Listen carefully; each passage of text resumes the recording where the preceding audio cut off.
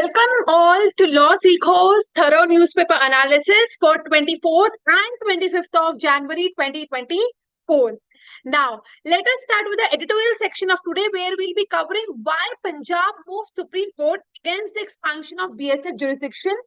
This particular editorial has been taken from the Indian Express, and then we'll be discussing about some interesting news update, and lastly, the legal news update of the day. Challenge.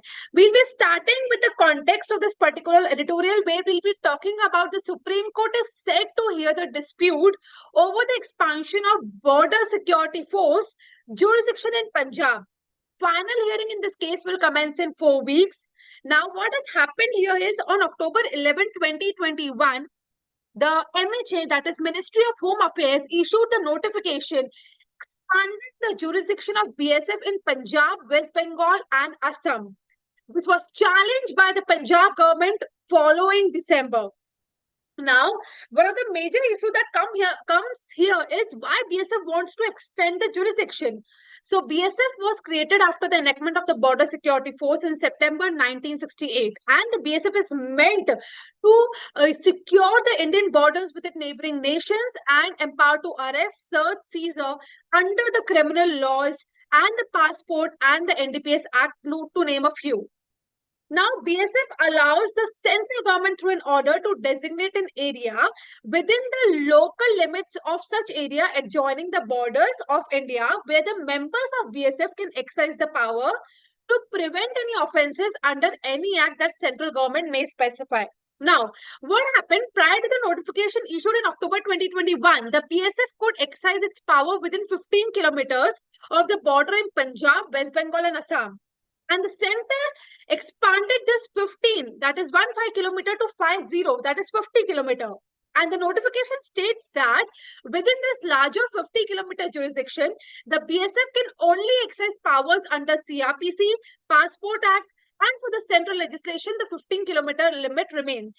Now, on December 7th, the Ministry of Home Affairs clarified in writing that this expansion was in response to the increased use of drones and aerial vehicle which have long range capabilities and surveillance, and which can affect which can affect the offenses related to smuggling of arms and fake notes.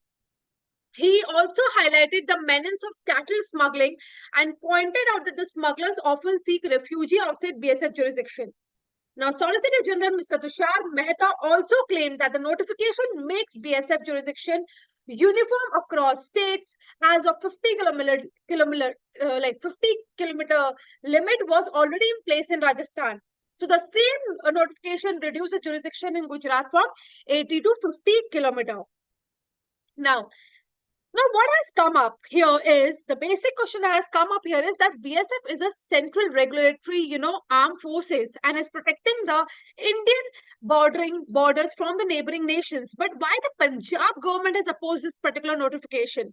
So the state of Punjab filed an original suit before the Honorable Supreme Court, and the Supreme Court has original jurisdiction in dispute between the central and the state under Article 131 of the Constitution.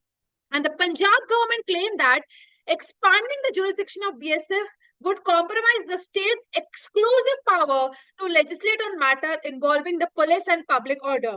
They also claim that the notification was issued without consulting with any of the state concerned.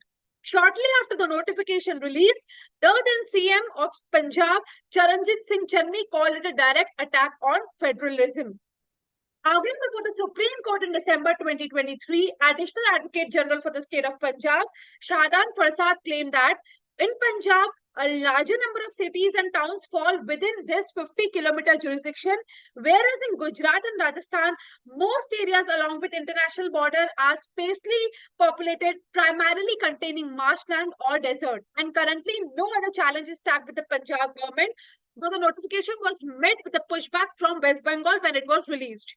Now, Supreme Court will consider this important issue, which will decide if the notification expanding the jurisdiction of BSF was arbitrary or backed by legitimate reasons. The Supreme Court will also decide what factors have to be considered when deciding which areas are within the local limits of area adjoining the borders of India, and whether all states must be treated alike when determining this local limit.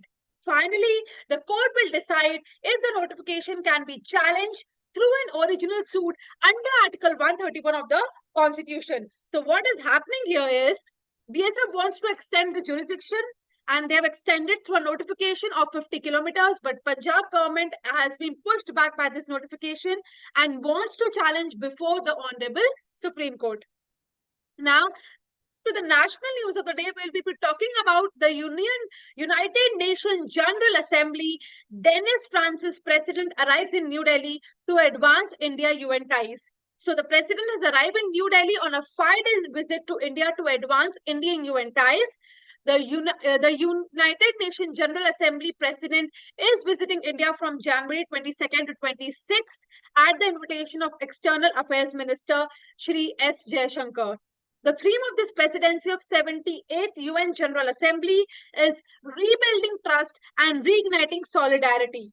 On 26th of January, on the occasion of Republic Day, the PGA will participate as a state guest in the Republic Day parade of Maharashtra.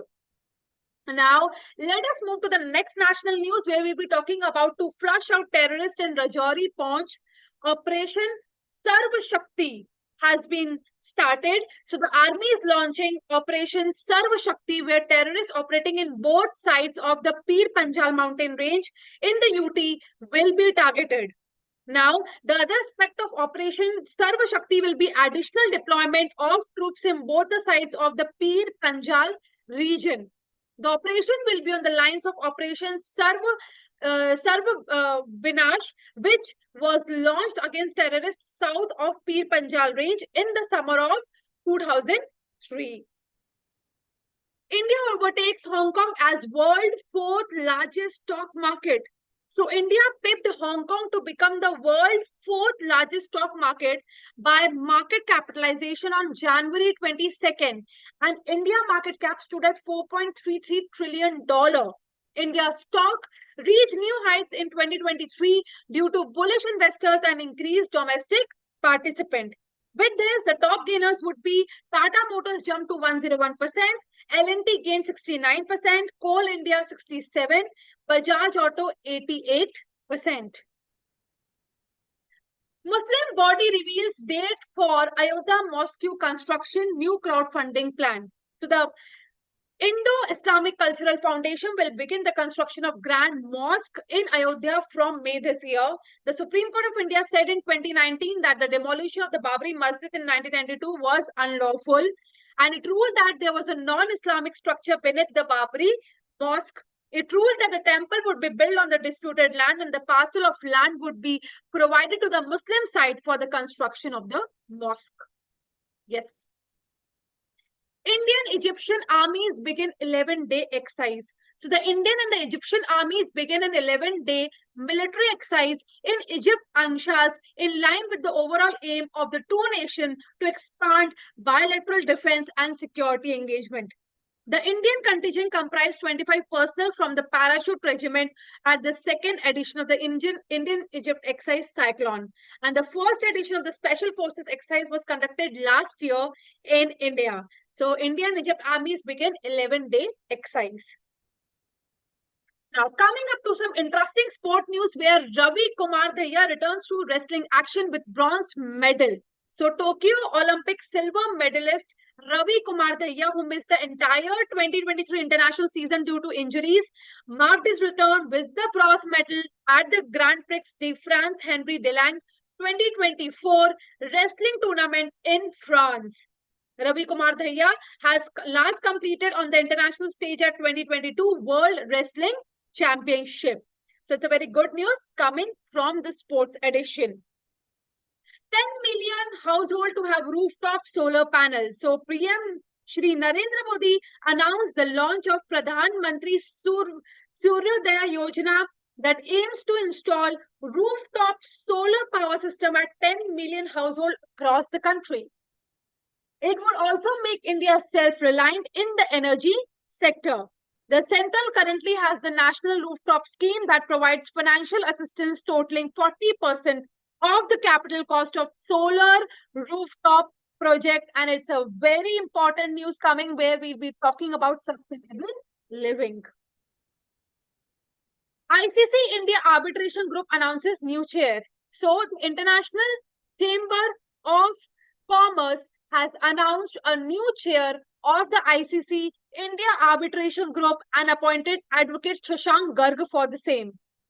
Shashank Garg took the reins from the Kiku Mukhopadhyay on 1st of January 2024, and the announcement was made on 1st December 2023 during the 9th annual ICC India Arbitration Group meeting held in the presence of ICC Court President Claudia Solomon, ICC Court Secretary General, and ICC Regional Director of South Asia. So ICC India Arbitration Group announces new chair, who is Advocate Shashank Garg. BCCI Awards, Shastri Engineer honored with Lifetime Award. So BCCI awarded a host of top men and women performance from 2019-2020 season. Former Indian captain and head coach Ravi Shastri has bestowed with the Collier C.K. Naidu Lifetime Achievement Award. Shastri was the part of India's World Cup winning squad in 1983 and was the player of the series when they backed the World Cup series in 1985. Best International Cricketer Women Dipti Sharma Smriti Mandhana. Best International Debut Men Mayank Agarwal, Aksar Patel, Shreyas Iyer and Yashasvi Jaiswal. Best International Debut Women Priya Punia, Shafali Verma, Meghna and Amanjot Kaur. Dilip Sardesi Award, highest runs Yashasvi Jaiswal and highest wicket R. Ashwin. Most run in ODI women Poonam Roth, Mithali Raj, Harmanpreet Kaur and Jamia Rodriguez. So, spinner Deepti Sharma, the International Women Cricketer of the Year award for the 2022 and 2023 season. So, do remember this name for the coming examinations. National Voter Day 2024 date, history, significance, theme of this year. So, National Voter Day has been celebrated on January 25 to encourage the country's voter to participate in the electoral process.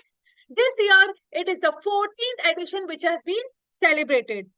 Former Information and Broadcasting Minister Ambika Soni at that time had pointed out that the new voter who had attained the age of 18 was showing less interest in getting enrolled in the electoral rolls. So the theme of this particular day is nothing like voting, I vote for sure. Is a continuation of a last year theme. So please do remember the celebration is on January 25th.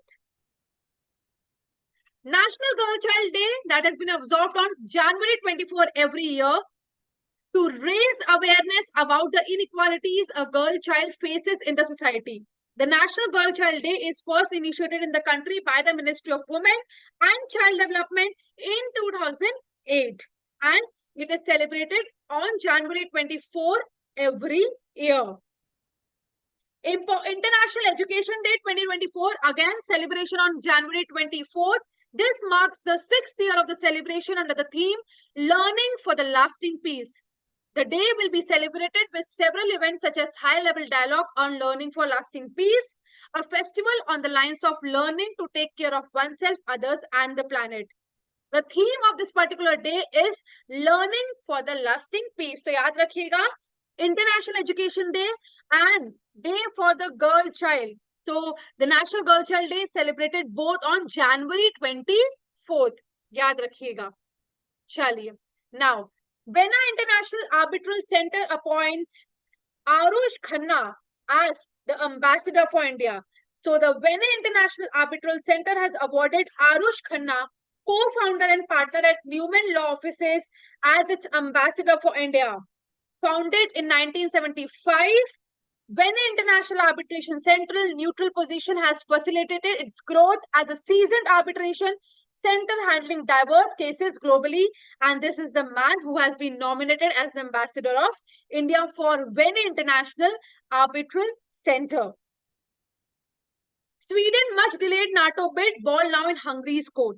So Turkish parliament on Tuesday gave its long-awaited approval to Sweden NATO membership, pushing the Nordic country significantly closer to the Western military alliance.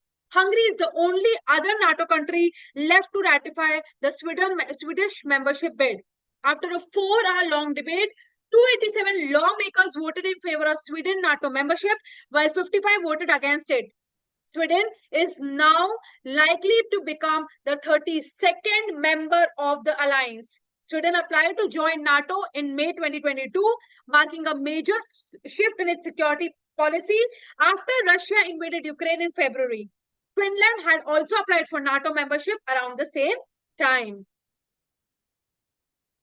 Indian Open 2024, China's Siyu Ku, as he got the better of the Hong Kong Li Chu is straight sets 23-21, 21-17 to win men's single title at India Open 2024. Okay, so this is something Indian Open 2024 results. Now, TF Women Open 2024, Darja Semenstaja has become a familiar champion of the ITF World Tennis Tour in recent years, and the 21-year-old Latvian wasted little time finding her way into the winner's circle again in 2024. The victory marked Semenstaja a 15th title on the ITF World Tennis Tour in the space of 2.5 years. Now, Indian Open. In the Olympic year, Chinese Taipei badminton legend Tai Tzu Zing overcame her Malaysian Open final loss by winning the Indian Open 2024 women's single title against regaining Olympic champion Chang Yufei of China in straight set by 21-16 and 21-12. So this is for the women's single for Indian Open 2024. Astronaut from Turkey, Sweden, Italy to launch 2 space stations. So Australian former Prime Minister Scott Morrison has announced that, the news is a bit different. Australian former Prime Minister Scott Morrison has announced he will quit Parliament to join the private sector. Mr. Morrison, a conservative who was first elected in 2007, was the country's leader from 2018 to 2022. He became the first former Prime Minister to be censored by the Parliament over secret powers he had given himself during the pandemic. So he has announced that he will quit Parliament to join the private sector. Now, coming up to the legal update, which is coming from the Honorable Supreme Court, acquittal under Prevention of Corruption Act should not be based solely on invalid sanction.